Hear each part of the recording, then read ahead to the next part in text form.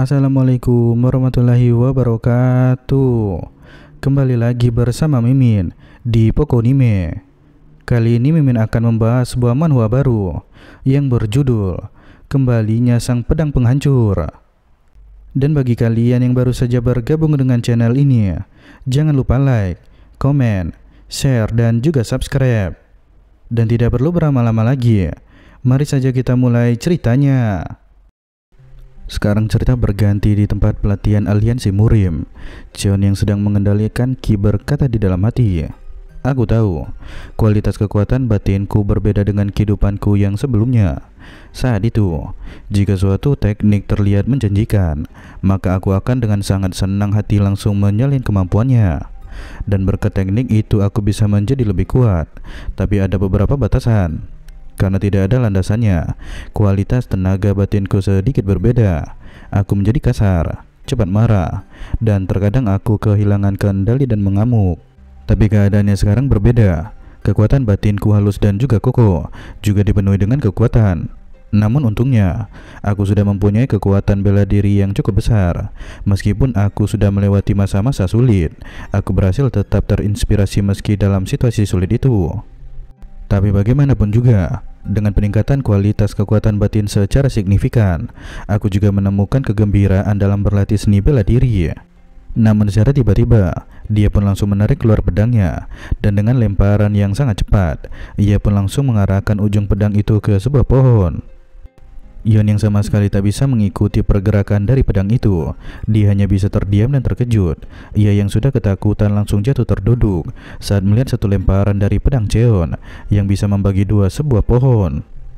Sembari menarik pedangnya kembali, Cheon pun kembali berkata, "Ini memang sangat disayangkan. Kalau saja aku mengarahkan serangannya sedikit ke samping maka aku bisa." Namun sebelum menyelesaikan perkataan itu, Yon pun langsung sujud memohon ampun. Melihat sikap Yon yang tak jelas itu, Cheon pun mengatakan bahwa dia sudah lelah menghadapi rengekan Yon seperti ini dari kemarin. Dan bukankah aku sudah bilang, jangan ganggu aku sampai ujian dimulai? Namun meskipun ia takut, akan tetapi Yon juga memberanikan diri untuk bertanya, "Aku minta maaf karena tiba-tiba mengganggumu. Tapi aku ingin bertanya, kapan kau akan mengajariku cara menjadi lebih kuat?" Namun pertanyaan tadi tentu itu langsung memancing emosi dari Cheon. "Hei, kenapa orang tak tahu malu sepertimu meminta hal itu kepadaku? Jadi maksudnya, apa kau memintaku untuk mengajarimu?" Melihat teman masa kecilnya yang sudah naik darah, Yon juga mulai memutar otaknya agar tidak terkena imbas dari emosi temannya itu. Ia mengatakan bahwa dirinya ingin menjadi cepat kuat agar lebih bisa membantu tim mereka. Setidaknya agar mereka semua bisa memiliki keuntungan di ujian selanjutnya. Akan tetapi Cheon yang bukanlah orang bodoh, dia mengerti apa yang diinginkan oleh pria itu. Dia yang menggenggam erat pedangnya langsung berkata, "Jika itu yang kau inginkan, maka ayo kita coba lakukan sesuatu. Aku akan memikirkannya setelah melihat bagaimana kau bereaksi dengan ini." Lewat beberapa saat kemudian, setelah dilatih keras oleh Cheon, Yon yang terus berteriak kesakitan sekarang sudah kelelahan dan terkapar. Cheon juga menanyakan apakah temannya itu mengetahui kenapa tempat latihan ini disebut aula kemurnian pencerahan. Namun di saat Yon menjawab karena tempat ini ada bekas luka berbentuk bunga teratai, Cheon langsung bertanya apakah temannya itu bisa membuatnya. Namun saat Yon yang mengatakan bahwa dia masih belum bisa menguasainya, Cheon pun langsung meluruskan pembicaraan mereka. "Maksudku bukan itu. Menguasainya hanya membuat bunga teratai lebih besar dan jernih. Tapi yang penting, tercipta bunga teratai yang sempurna meski itu terlihat samar-samar. Dan hal itu tak akan berhasil karena kau hanya menggunakan kekuatanmu tanpa menyadarinya. Jika kau sekarang sudah mengerti, maka cepatlah pergi dari sini." Akan tetapi, di saat Yon yang bertanya langsung, apa hanya itu saja untuk latihan hari ini, Cheon yang sudah mengira jawaban itu keluar dari mulut temannya langsung berkata, "Aku sudah tahu pasti akan menjadi seperti ini. Hei, bukankah kau itu harus berlatih untuk bisa membuat tanda bunga teratai?" Namun tiba-tiba, teman akademi mereka pun muncul dan meminta kedua orang itu untuk menghentikan latihannya, karena saat ini akan diadakan pertemuan kelas 2. Namun ia juga bertanya, apakah mungkin orang yang di sana itu juga satu tim dengan kita? Tapi bukankah pria itu lemah? Mendengar hal itu, tentu saja membuat Yon menjadi tersinggung. Ia yang marah pun langsung berkata, Hei, siapa yang kau sebut lemah? Jika bukan aku, siapa lagi yang akan bergabung dengan tim seperti ini dan ingin satu tim bersama dengan putra Supreme Eksekutor? Namun sebelum menyelesaikan perkataan itu, Cheon yang sudah kesal tanpa ada rasa kasihan sama sekali, dia pun langsung memukul leher temannya itu. Namun di saat Yun yang terus mengomel tidak jelas, Cheon yang tak memperdulikannya malah bertanya kepada teman akademinya itu, "Tapi ngomong-ngomong, siapa kau ini?" Mendengar hal itu, tentu saja teman akademi ini pun bingung sembari berkata, "Apa maksudmu? Jangan bilang kau tidak kenal denganku." Namun bukan hanya Cheon sendiri, akan tetapi Yun juga malah tak mengenali teman akademinya itu. Ia juga memberitahu bahwa ini baru pertama kalinya mereka bertemu. Karena tak ada salah satu dari kedua pria itu yang mengenalnya, akhirnya ia pun memperkenalkan diri. "Aku Jin Soho dari Pavilion Yongcheon." Namun Cheon yang penasaran pun langsung bertanya, "Jin Soho, kenapa kau ingin satu tim denganku? Dan untuk orang ini, dia memang bodoh, jadi abaikan saja dia dan juga Hyuk." Namun Jin Soho langsung memberitahu alasannya, "Aku lebih mempercayai mataku sendiri daripada sebuah rumor. Aku juga pernah melihatmu menduduki peringkat teratas, jadi aku ingin berinvestasi padamu. Dan bukankah biasanya pertaruhan yang beresiko mendatangkan keuntungan yang besar?" Di saat melihat anak yang memiliki pola pikir berbeda dari yang lainnya, itu juga sedikit memancing ketertarikan Cheon terhadap Jin Soho. Akan tetapi secara tiba-tiba, Hyuk datang dan meminta mereka semua untuk tidak berlama-lama dan segera berkumpul. Namun ia yang marah juga berkata, "Namgung Cheon, ingat ini dengan baik. Aku hanya bergabung dengan tim ini untuk memberi kesempatan yang adil padamu." Namun Cheon juga mengetahui bahwa sikap dari pria itu terkadang memang aneh. Jadi ia mengatakan bahwa sungguh luar biasa Hyuk menemukan alasan yang cocok hanya dalam satu malam. Namun di saat dia sedikit bingung dengan seseorang yang ada di sampingnya, secara tiba-tiba Jin Soho bertanya kenapa Hyuk memilih Namgung Cheon. Akan tetapi bukannya menjawab, Hyuk malah balik bertanya, "Tunggu dulu, jadi sebenarnya siapa kau ini?" Setelah bertambah satu orang yang tak mengenalnya, Jin Soho yang hanya bisa tersenyum sembari memendam rasa kesal terhadap mereka bertiga. Lalu sekarang cerita berganti di tempat lain. Di perkumpulan ini, banyak orang yang bertanya-tanya tentang pertemuan kedua. Mereka mengira mungkin saja ujian kali ini adalah pertarungan antar tim, atau bisa juga pertarungan satu lawan satu antar anggota tiap tim. Akan tetapi, dari sisi lain Yeseol yang melihat kelompok Cheon berkata di dalam hati, "Coba lihatlah ini, akhirnya dia berhasil membuat timnya sendiri. Aku yakin ini akan membuat kompetisi menjadi semakin seru, tapi bukannya tidak apa-apa jika aku mengawasi pria itu." Namun setelahnya, ia pun langsung memberikan penjelasan. Sesi kedua ini akan berlangsung di Gunung Mokran hingga besok pagi. Jika kalian berkumpul di sini, di tempat latihan utama murim sebelum fajar, maka kalian akan lulus. Namun setelahnya, dengan cepat Yeseul melemparkan senjatanya ke sebuah gulungan. Di saat gulungan itu yang langsung terbuka dan mengeluarkan beberapa tulisan, Yeseul pun menjelaskan, yang tertulis di sini adalah daftar makhluk yang saat ini dilepas di Gunung Mokran. Totalnya ada 30 makhluk, meski kebanyakan dari mereka adalah makhluk di tingkat rendah. Akan tetapi, ada juga satu makhluk kelas khusus, jadi kalian harus waspada. Terlepas dari metode apapun yang kalian gunakan, jika setiap kelompok bisa membawa kembali satu makhluk, dan apapun tingkatannya, maka mereka akan lolos. Mendengar seluruh penjelasan, Mo Yongkang berkata di dalam hati, masih ada 30 makhluk, tapi tidak ada jaminan bahwa setiap kelompok mampu menangkap satu makhluk. Dan dengan situasi seperti ini, maka yang paling tepat adalah menangkap makhluk termuda secepat mungkin. Namun tak hanya dia sendiri yang memiliki pemikiran semacam itu.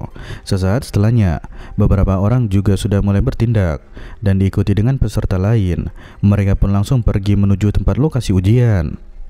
Melihat semua orang yang sudah melakukan pergerakan terlebih dahulu, Hyuk mengajak para anggotanya untuk segera mengambil tindakan. Akan tetapi, Cheon bersikap dengan sangat santai dan meminta para rekannya untuk tidak terburu-buru. Namun di saat Hyuk yang menanyakan apa yang ingin dilakukan, tentu saja Cheon langsung menjawab bahwa mereka juga akan pergi menuju Gunung Mokran. Namun tentu saja hal itu membuat Hyuk menjadi panik, karena mereka semua saat ini sudah tertinggal sangat jauh dari peserta yang lain. Jika mereka tidak bertindak, maka makhluk-makhluk itu mungkin saja sudah ditangkap oleh kelompok yang lain. Namun sembari meminta Hyuk untuk tenang, Cheon juga berkata, bukankah pepatah mengatakan, semakin kau terburu-buru, maka semakin kau harus mundur. Melihat perdebatan kelompok itu dari jauh, Ye Seul yang terus mengamati berkata di dalam hati, Namgung Cheon, sebenarnya apa yang kau pikirkan? Lalu sekarang cerita berganti ke sisi lain. Saat ini, Cheonak dan juga Mo Yong-shin memperhatikan para peserta dari kejauhan. Cheonak juga yakin bahwa tahun ini ada beberapa talent yang menjanjikan. Namun setelahnya ia pun berkata, bukankah keadaan ini damai? Aku telah mencurahkan banyak usaha untuk menjaga perdamaian ini. Perdamaian adalah masalah sensitif terhadap perpecahan internal. Ancaman internal mungkin memperkuat persatuan, namun perpecahan internal adalah akar dari segala kejahatan. Aku juga mendengar bahwa anak dari Supreme Executor menduduki peringkat pertama di babak pertama. Di saat Mo Yong-shin yang memberitahu bahwa mereka akan tetap terus mengawasi anak itu. Namun setelahnya Cheonak berkata, orang-orang menyukai perubahan, terutama jika hal itu terjadi dalam aliansi. Dan apa kau tahu kenapa? Di saat Mo Yong-shin yang menjawab, karena mereka percaya pada aliansi. Cheonak membenarkan hal tersebut sembari berkata, tapi jika anak itu naik dan memiliki kekuasaan, maka segalanya akan berubah. Mo Yong-shin juga menyadari jika Namgung Cheon mencapai hasil yang luar biasa, maka itu akan menimbulkan masalah di dalam aliansi itu sendiri. Memang, apa yang lebih menarik daripada seorang anak yang menebus dosa ayahnya sendiri? Lalu pada akhirnya, akan ada pihak yang menentang Namgung Cheon, dan ada pula yang mendukungnya. Dan hal itu akan membuat keretakan sekecil apapun di dalam internal. Melihat kecepatan tanggapan dari lawan bicaranya, Cheonak pun berkata, seperti biasa, kau memahaminya dengan cepat. Dan bukankah tugas kita untuk menjaga perdamaian aliansi? Kejadian yang tak terduga akan menimbulkan kebingungan, dan itu akan menjadi mangsa terbesar bagi predator luar. Namun di saat Mo Yong-shin yang mengatakan bahwa dia tidak akan pernah membiarkan hal seperti itu terjadi, setelahnya Cheonak pun berkata, itu benar, masih sedikit membosankan tanpa adanya perubahan, tapi bukankah situasi damai ini lebih baik? Sekarang cerita berganti ke malam hari di Gunung Mokran. Saat ini, kelompok Cheon sedang memasak makanan untuk mengisi tenaga mereka. Akan tetapi, Hyuk yang tidak setuju dengan situasi ini pun berkata, aku tidak tahan lagi. Sebenarnya apa yang kau ingin kita lakukan? Dan dalam situasi seperti ini, bagaimana bisa kau menikmati makanan itu tanpa berpikir bahwa kelompok yang lain akan mendahului kita? Namun Cheon yang memiliki rencana berbeda mengatakan bahwa saat ini situasi tidak memungkinkan dan lebih baik mengisi tenaga terlebih dahulu. Namun Hyuk yang masih protes mengatakan, bukankah mereka harus melewati babak kedua secepat mungkin? Dan apakah makan lebih penting daripada hal itu? Namun Hyuk juga bertanya, Cheon, mungkinkah kau berencana untuk mencuri mangsa yang ditangkap oleh kelompok lain? Mendengar pertanyaan itu, tentu saja membuat Yeon juga terkejut. Tunggu, apa hal seperti itu diperbolehkan dalam ujian ini? Namun setelahnya Hyuk memberitahu, bukankah sebelumnya mereka mengatakan bahwa tidak peduli menangkap dengan menggunakan cara apapun? Namun di saat Jin So Hong yang menanyakan hal tersebut, Cheon pun langsung berkata, kita harus menangkapnya sendiri. Jika kau pikir bisa mencuri dari orang lain, maka lupakan saja. Hyuk, sebenarnya ada apa denganmu? Tidak bisakah kau duduk dan makan saja? Namun Hyuk yang tak setuju berkata, Cheon, lalu sekarang apa saranmu? Jika kita hanya duduk di sini, apakah makhluk roh akan datang dengan sendirinya? Akan tetapi sembari mengarahkan makanan, Cheon berkata, kita harus makan karena ini waktunya makan malam. Jadi kau tidak perlu memikirkan hal lainnya. Namun Hyuk yang sama sekali tak mendengarkan. Dia pun langsung menepis tangan Cheon sembari berkata, apa mungkin kau terlalu takut untuk menghadapi yang lainnya? Mendengar provokasi itu membuat Cheon marah, sembari menatap tajam ke arah lawan bicaranya. Hei, apa menurutmu? Aku akan bertindak konyol seperti itu? Melihat Cheon yang berjalan mengarah ke arah dirinya, Hyuk pun berkata, lalu kenapa kau tidak membuat rencana yang lebih baik dan tidak konyol seperti ini? Namun melihat situasi itu, Yeon yang panik juga berkata di dalam hati, ini benar-benar situasi yang sangat serius. Sepertinya perkataan tadi sudah melukai harga diri Namgung Cheon. Namun di sisi lain, Jin So Hong yang penasaran juga berkata di dalam hati, aku ingin melihat kemampuan Namgung Cheon, tapi sekarang mungkin bukan waktu yang tepat. Namun sembari mengulurkan tangannya, Cheon kembali berkata, "Jika kau melempar daging ke arahku sekali lagi, maka aku tidak akan tinggal diam. Dan bagaimana kau bisa menyia-nyiakan makanan selezat ini? Apakah kau itu tidak tahu arti dari makanan?" Namun dengan penuh emosi dan sikap yang aneh, Yu kembali berkata, "Aku terlalu optimis. Tidak, aku tidak pernah percaya padamu. Aku hanya berpikir mungkin ada sesuatu. Tidak, itu tidak juga. Aku tahu selama ini tidak ada apa-apa. Aku baru saja bergabung untuk memberikan kesempatan yang adil kepada semua orang. Aku akan segera menangkap rohnya, jadi tunggu saja." Menyadari ekspresi aneh dari salah satu timnya, Cheon pun langsung bertanya, "Ada apa? Apa kau juga mempunyai keluhan?" Namun setelah itu Jin So Hong pun langsung menjawab, "Tidak juga, tapi sebenarnya apa yang sedang kau rencanakan?" Mendengar perkataan itu, membuat Cheon tersenyum kecil sembari berkata di dalam hati, "Baiklah, mungkin sudah seharusnya aku melihatnya sekarang." Dan cerita pun berakhir. Lalu untuk komik ini, mungkin akan Mimin update 2 minggu sekali, karena sekarang itu chapternya udah mentok. Dan terima kasih atas perhatian kalian semua. Wassalamualaikum warahmatullahi wabarakatuh.